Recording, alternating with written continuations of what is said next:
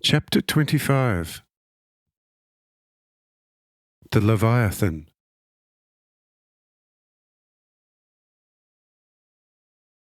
After an hour, however, there is suddenly a resounding bang, as if a violent flash of lightning had hit a house nearby.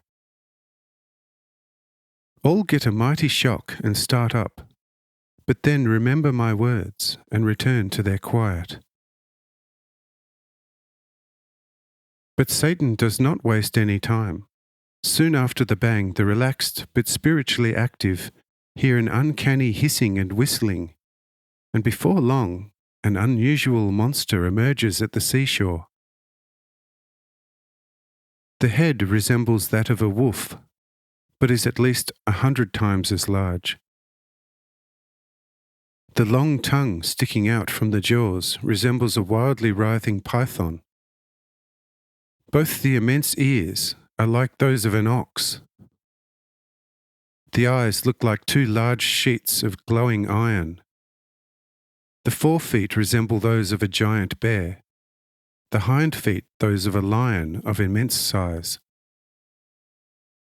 The body is like that of a crocodile with the tail of a basilisk, African vampire. Its cry is a resounding bang, and its breath an uncanny hissing and whistling. Thus it emerges from the sea. Sheep, oxen, cows, calves, and many donkeys are grazing on the shore, and the monster immediately begins to hunt these domestic animals and devour one after the other. The animals now flee, but the monster heads in our direction. When several notice this, they rise to their feet and say, "Lord, this test is a bit too hard. The horrible monster has already devoured some calves, about 10 lambs, and 2 young donkey foals. Now it is after some delicacy here and has, guided by its sense of smell, surely selected something among us, since it is slowly approaching in our direction.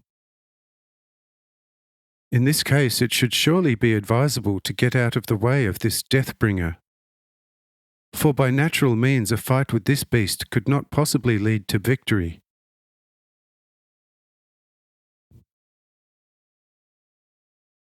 I said, "Do not let this disturb you in the least. Externally, all of us together could not master this monster, which is a fully developed Leviathan. But from your inner power he will have to flee to the end of the world. So be completely unconcerned. Another short hour and you will have broken through the barriers and boundary defences of hell, and the domination of all the hell and its army shall be your reward." Immediately following these my words, the monster again sounds its detonation-like voice several times in succession, and then quietly, but rather fast, proceeds in our direction, clearly demonstrating its veracity by the violent movement of its serpent tongue and the constant lashing of its long, tree-sized tail. The disciples, however, are now in a good frame of mind, and without fear and faint-heartedness, allow the monster to approach them. When it has come to about 10 paces from us, I, only in my mind, give the angel Archiel a sign, and he suddenly steps up to the beast and asks it, "What do you want here, Satan? Withdraw, or I shall destroy you." The monster now opens its jaws as if it wanted to speak, but the angel once more bids it to withdraw. Then the beast gives off several banging sounds and with loud hissing and whistling rushes into the sea. After it had sunk back into the sea, it for some time stirred the water in the large bay, as if by the worst storm. But all that no longer confounds any of the disciples, and with the greatest inner zeal everyone now rested in God during this last hour.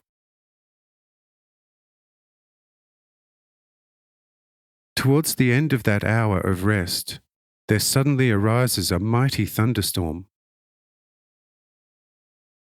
Wild lightning is flashing, and strong gusts of wind are bending the trees almost to the ground, while heavy drops of rain mixed with hail are already falling from the dark clouds.